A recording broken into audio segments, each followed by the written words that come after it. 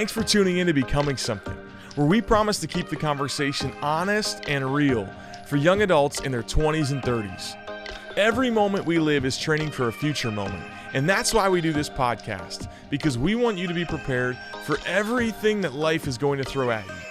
Our hope with this podcast is that it would help you become all that God desires you to be.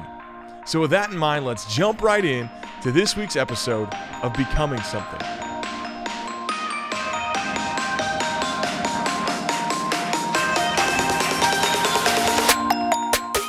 What's up, podcast world? It's your boy JP in the podcast studio with my boy Nate Hilgenkamp. I almost said Nate Davidson. Whoa! Nate Hilgenkamp and Kathy Davidson, and we have our headbands on today. We have our headphones. Headphones. I would never I accidentally said headbands. She said put 5 on your seconds headbands. ago, and they're never going to let me live this down. That's right. Why Y'all should wear headbands. They're cute. I would never want a boring last name like Davidson when it could be Hilgenkamp. I mean, Stop. everyone wants to be Hilgenkamp. Hilgenkamp. You know what I on. never have to do is tell someone how to spell my name. Oh, yeah, that's true. How many times do you have to tell people? all the time. Let's say Hilgenkamp. Wow! Is that right? I feel loved right now. Yeah. That's amazing. So, okay, Puck. Can you spell it? P-O, it's on all your books. Pokluda. It rhymes. Pokluda. Pokluda. There we go. Pokluda. Do y'all know what my maiden name was? Whitberg. Whitaker. It starts with a W. Wittenhauser. Sure does not start with a W. What? Yes, it does. Weisenheimer. It was really long. Merriweather. Oh, Mary. With Okay. the M. The The upside Mary. down. upside down W. Yeah. But no one knew how to spell it. I thought 'cause Mary it's was your middle name. I thought it was Kathy Mary Weather. Yeah, no. Oh my God. So I went from a really hard last name to Davidson. So to all the ladies out there, there's hope. To all the ladies in this place with style and grace. Do you remember when I said that in a sermon recently? What? I don't listen to many of them. What? I What'd don't you pick say? up on rap Oh, man, lyrics. I said that. All the ladies with style and grace. I said all the ladies in this place. You did not. I did. In a sermon. I did. It was an accident. That's Wow. hilarious. But it was like I was being funny, but then it was like No I one had to caught keep it? going with it. Yeah. It was anyways. Do you get like uncomfortable in those moments, or do you just kind of like power through? No, I'm just human. Yeah. Man. Yeah. Anyways. Guys, I went on a walk last night, and I Yeah. feel like this is setting me up well to talk to our guest today. Yeah. I like wow. tapped into my outdoorsy nature. Yeah. A walk in Yeah. Woodway, Texas. Yes. So outdoorsy. In my neighborhood. On the yeah. sidewalk. Yeah.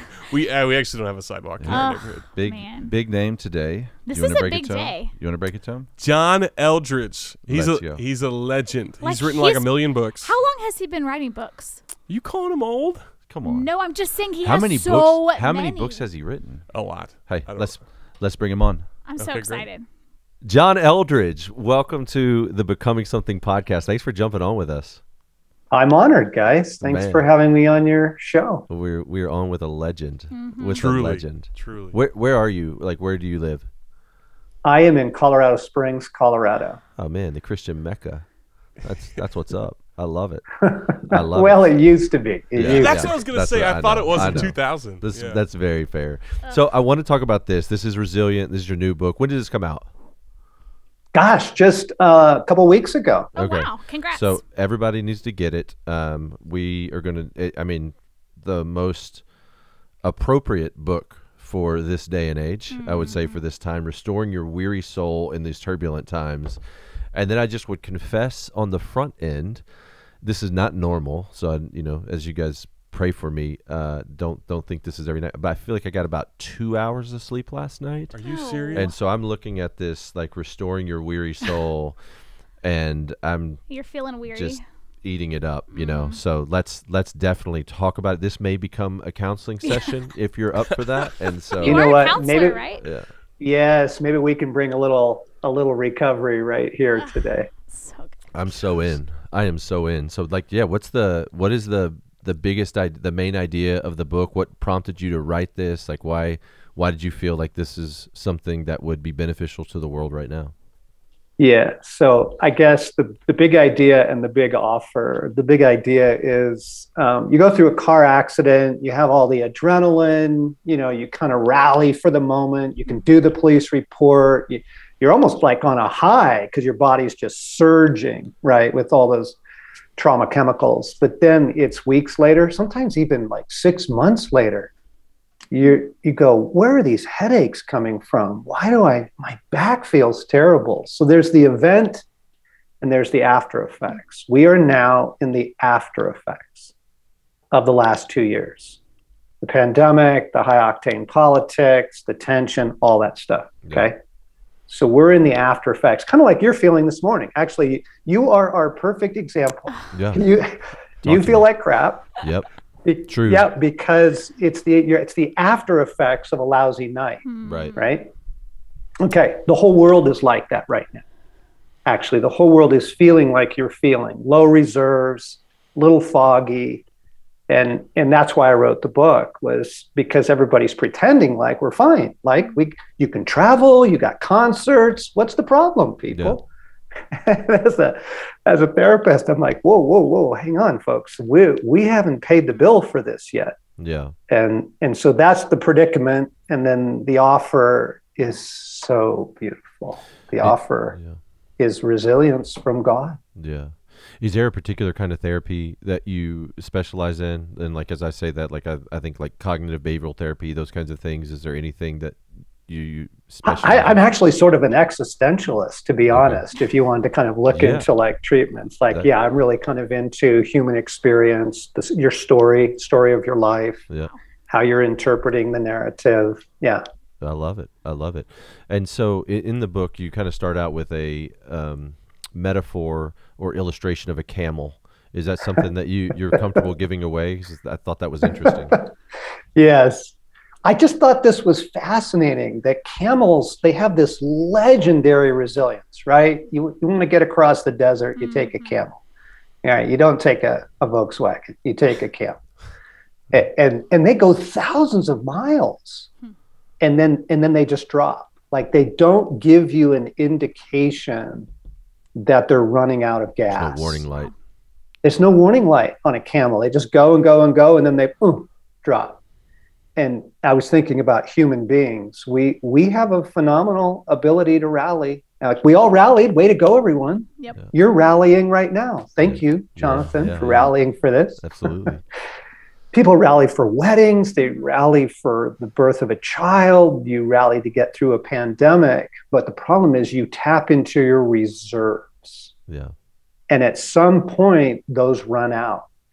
And people just tap out. They tap out of a marriage. They stop going to church. They just go, I think I'm done now. Yeah. The scripture talks about just, there's this word basically that's like a short fuse. And that's, you referenced that a second ago, but I just feel like people are they just have such a short fuse right now. They're so put out that it's easy to go from like 0 to 99 in anger or frustration. And I'm like, what's the solution there? It almost feels like to me in the demonic realm in 2019, there was this meeting and Satan was just like, hey, gathered all the demonic forces and said, all right, we're going to change our strategy. It's just divide. Just divide. Turn mother against child, turn against daughter, turn husband against wife, turn church member against church member, divide the churches, divide them racially, socioeconomically, politically, divide. And I'm seeing like best friends that have been best friends there, for most of their life, and all of a sudden they just like can't stand each other. And I'm even looking at in relationships in my own life, and they just all feel really hard. And I'm asking the question, is that the result of COVID? Is that the result of some spiritual war? Like, what is going on there? Do you have any thoughts on that? Yeah. I love it. So there's the human, and then there's the spiritual, right? Yes. And so on a human level, what you're seeing now in the hatred and the tension and the road rage and all that stuff, people are shot. Their reserves are gone. that we are in, we went through global trauma, folks, 2 years of global trauma. And so on a human level, but then what happens is the demonic jumps on it. Mm-hmm. And yes, division. I mean, nothing has divided the church in the last 50 years like COVID did. Like not, I'm serious, not like gender or sexuality or race, nothing split families, like literally down to you can't come to Thanksgiving because you're not vaccinated or whatever, you know, back and forth and all that kind of stuff. That's the demonic side. I think you're right, Jonathan. I think the enemy is all over. In our weariness, we're vulnerable. So you said that the camel doesn't really give signs, right? That they're exhausted until they just like drop down. What are some of the signs, though, that we might have experienced this global trauma, like you're saying, for our listeners? Like, what are the things they might be experiencing that you can say, hey, that's because of what we've gone through. Hey, that's what you need to deal with so that you can move forward in a healthy way. What are some of those symptoms that you're seeing? That's a really good question, Kathy. Let me just give you my personal checklist, and people are going to go, OMG, like that is me. Okay. So you just start with the mental fragmentation. You pick up your phone and you can't remember who it was you were going to text. Wow. Right. Or you open email and you don't remember why you were opening email. Okay. So there's the mental fragmentation. Yes. There's the loss of a sense of time. Is it Tuesday? Is it Wednesday? Gosh, all day I thought it was Wednesday. It's that thing, right? Are we still in June? Yeah. Is it's that loss of a sense of time. Okay. Mm-hmm. And then you have exhaustion, right? People get through their day, but then they got nothing. Like, I'm not going to the gym anymore. I don't like reading anymore. It's too much work. Okay. So there's just a fatigue level that's entered in. Folks are going to bed at 8 o'clock. Yeah. Okay. Yes. And then there is, I got nothing left for irritating people. I used to, the guy that gets in the grocery line, the 15 items or less line, and he's got like 25 in his cart. I used to have grace for that guy. I'm like, maybe he's having a bad day. Maybe there's somebody in his family that's sick and he needs to hurry or whatever. I got nothing. Yeah. It's that irritation thing that just goes short fuse. Mm-hmm. Okay, so these are all classic trauma symptoms. And along with denial, by the way, because the world is in denial. Like, we're fine. We got tacos. We got the beach. Everything's great, But this sense of mental fragmentation, the weariness, the short fuse, those would be indications that you shared in the experience of the last 2 years. So that's where you're at. What do you do? Yeah. I mean, what's helpful. Where do okay, this is the good stuff. You asked me why I wrote the book, Jonathan. I was reading Ephesians 3 and that beautiful prayer that Paul prays in Ephesians 3. And it goes like this. He says, I pray that your Father, the creator of heaven and earth, would strengthen you with a mighty inner strength by his Spirit in your inmost being. And I read that and I'm like, you're kidding me. That's available? Mm-hmm. I need that. Every person I know needs that. And here's the big difference. That is gospel resilience. Gospel resilience is not pulling yourself up by your bootstraps. It's not gutting it out. It's not get your act together. Come on, people, bounce back. Let's go. Gospel resilience is imparted into your humanity by the God who made you. That's so good. So how do we get him to do that? How do we activate him? Yeah. That's really, really good. Okay. So kind of an obvious thing would be you'd ask for it because Paul is asking for it. Yeah. Okay. He's saying, I'm praying for this, that this would take place within your inmost being. But if you look down through, if you go through the Old and New Testament, but you look down through the history of Christian spirituality, there are things you can do to put yourself in a place where you can receive that. right? It is, how do we get into a position, again, not to gut it out, but to receive that replenishment. And I mean, this is, I am the vine, you are the branch. Right. You know, the Psalms, you are the fountain of life. This is all through the scriptures. Like, God is the one who replenishes our humanity. On our own, we can't do that. Right. So how do we get into positions that we can better receive the impartation? And it's him, it's just his presence. We are looking for the presence of God to fill our humanity. But I don't feel like I have time for that in my day, to like just be with God and have him replenish my soul. It's like I've got stuff going on. I know. Yeah. I know. We've been practicing chair time as a church, like as a staff. So we every day we have to sit in solitude for 15 minutes. Get to, and just listen. You're right. It's not even a time where we ask God for anything. We just listen to Him, and I get that. I see the like existential nature to what you're saying. Like it sounds poetic, and I'm leaning in, and it's pretty.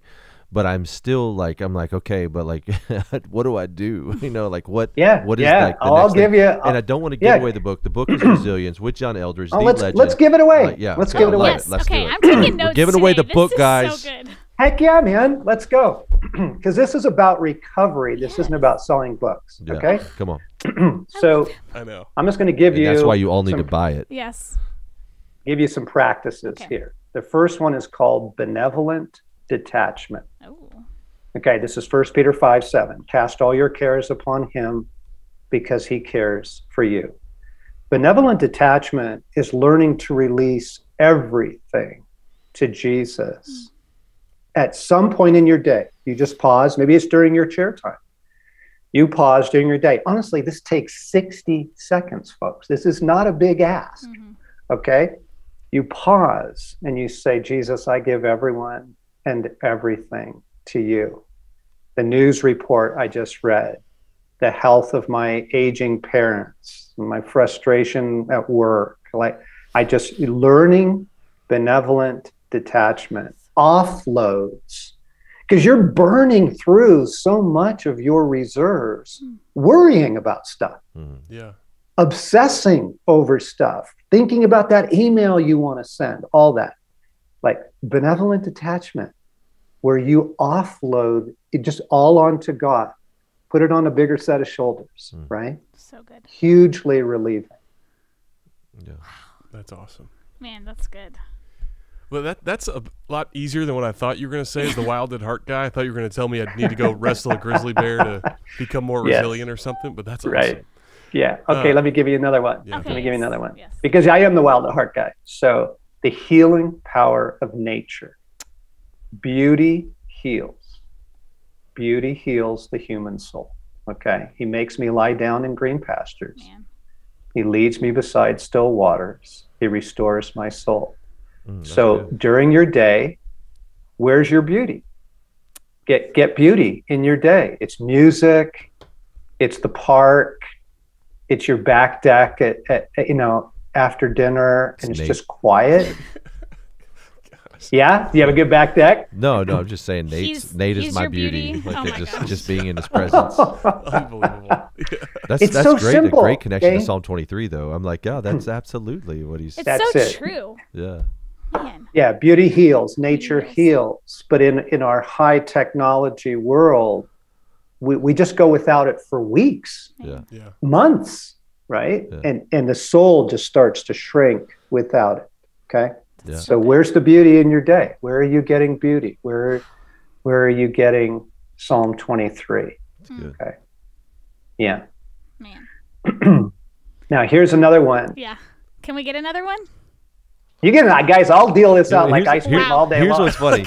Here's what's funny, because I don't know that we've ever taken so many notes on a Yeah. podcast. So we're like You guys have never done this before. we're like legit frantically- writing down everything Yes. he's saying, and he's like waiting for us to comment. And I'm like, no, just Yeah. keep going. Sorry, if you could just keep teaching us.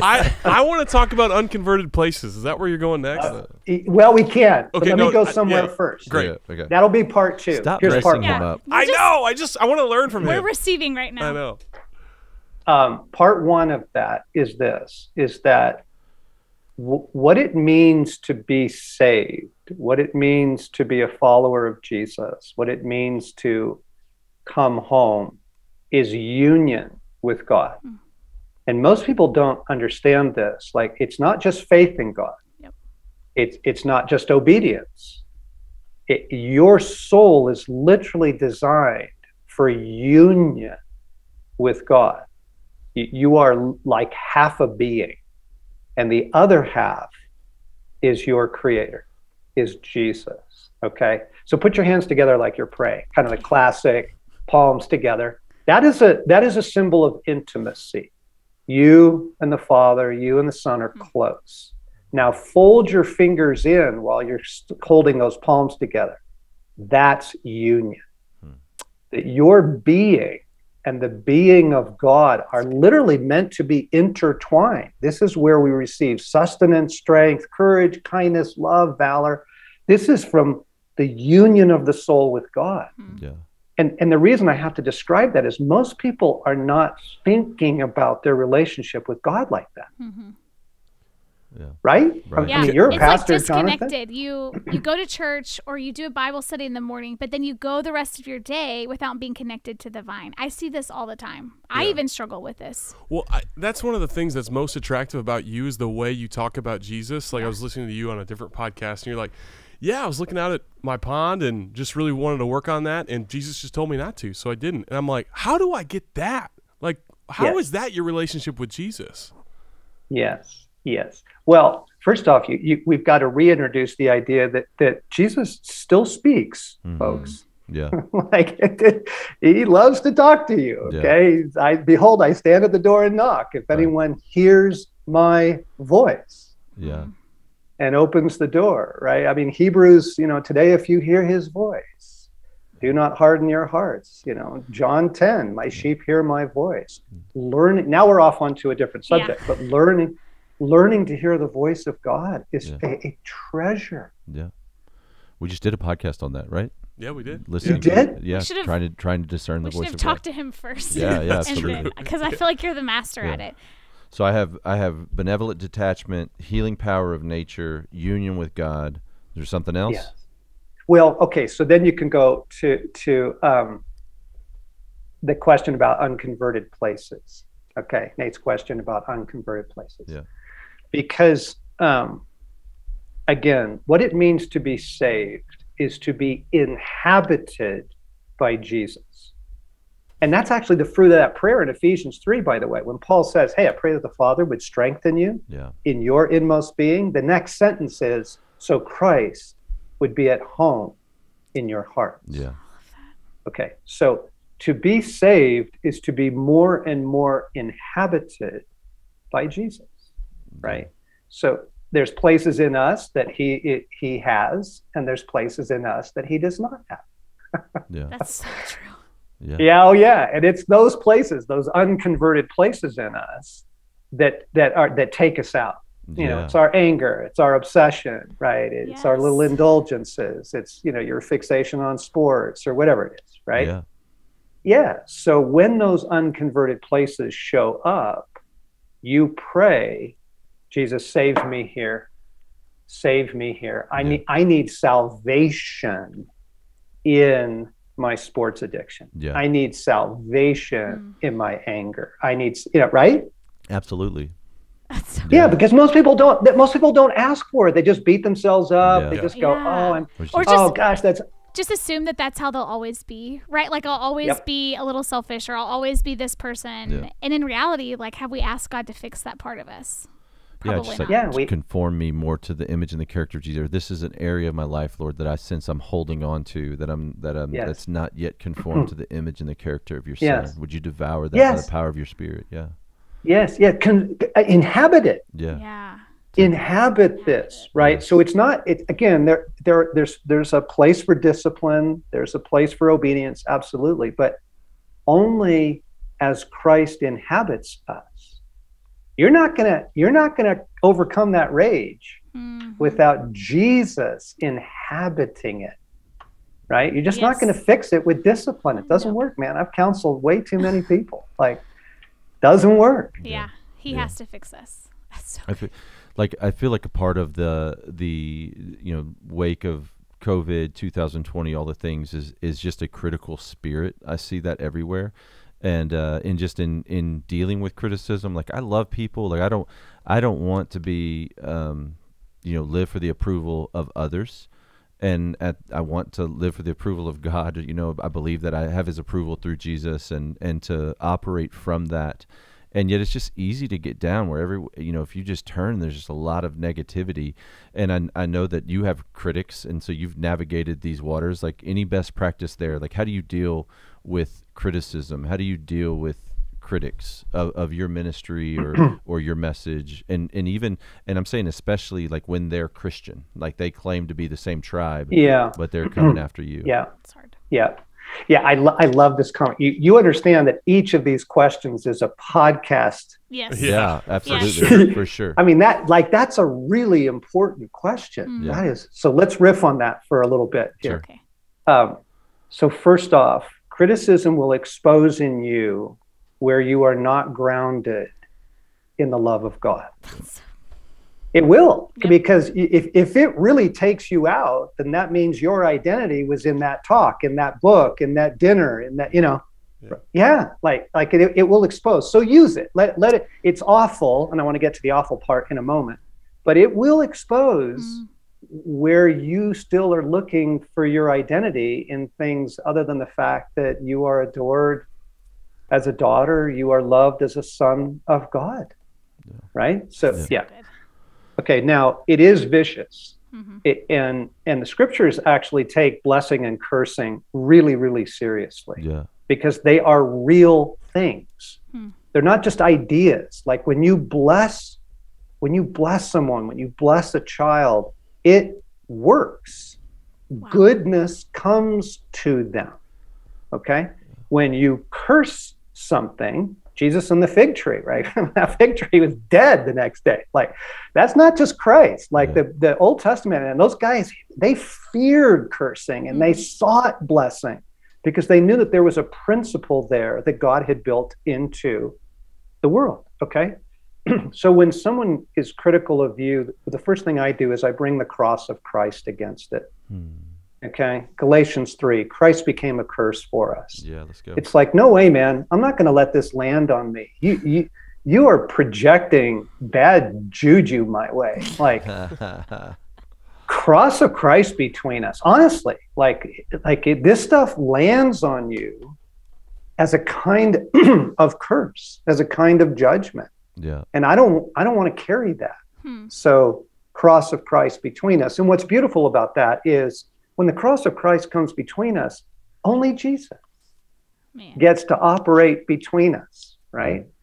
And that's a good thing. You're not doing it in anger. You're not doing it, to punch back. You're just saying, no way, man.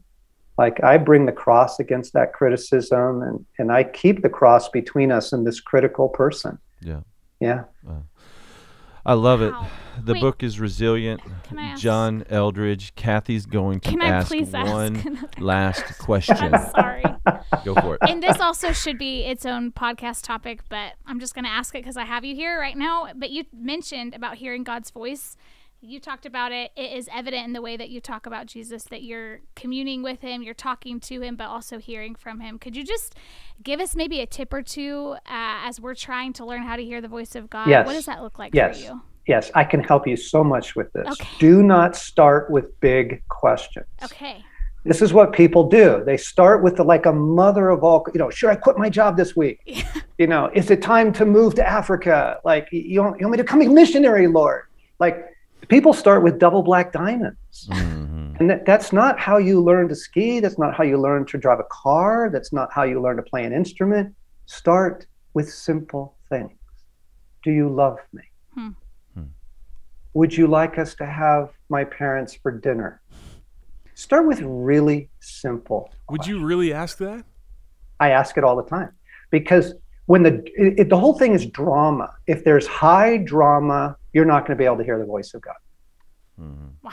You can get there. You Yeah. can get there. I have people who are like in intense, honestly, difficult situations in Eastern Europe right now and stuff. And the Lord is guiding them. But that's because they've practiced this for Okay. years. So you start with the basics. Okay. Start with the basics. Simple questions. And then if you want to practice this, actually do it with someone else. Really? It is easier to hear for someone else than it is to hear for yourself. This will be true 100% of the time because you're not in the woods. It's not your show. You're not in the drama. You are completely like, you're like, hey man, I'm good. Like, and so God, you're able to hear God easier because of that. Yeah. Okay. So practice it together. So, Nate's got a question. So you go, well, let's sit down and ask Jesus about that. He might not hear, but you guys hear, yeah, I think you are supposed to have those folks come stay this summer, things like that. Yeah. Practice it together. New clothes. That's so helpful. Oh my God. You're supposed to go shopping. Oh my gosh. Hey, I don't want to not ask you. What is your watch? Like I saw that thing like launches missiles or something, man. Oh, it's a Sunto. Yeah, it's altitude. It's for high alpine. That's the Wild at Heart watch right there, man. Wild at Heart edition. Yeah. I love it. Hey, brother, thank you This so is much so for being helpful. on. Again, the book is Resilient. We're on with the legend John Eldredge, who's just, man, thank you for the therapy. Thank you for just even your speech pattern. I feel like is you just like you slow down, right? You feel at peace. I thought the same thing. Yeah. So we're grateful for you, man. That's beautiful. Well, Thank you. Thank you. Thanks for yeah, jumping and you on guys with have been very generous today. Thank Well, you. Yeah, you're You're welcome for allowing me to spend time with Oh my you. I know gosh. Yeah. you've got Ignore nothing him. else going on, so yeah, no problem, John. Yeah, far out. Guys, thanks for listening to the Yes. Becoming Something podcast, and we'll catch you next week. Bye.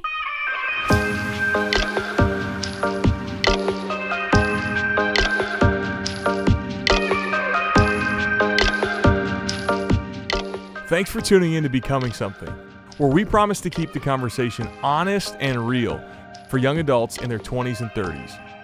Every moment we live is training for a future moment, and that's why we do this podcast, because we want you to be prepared for everything that life is going to throw at you. Our hope with this podcast is that it would help you become all that God desires you to be. To find out more, visit becomingsomething.com.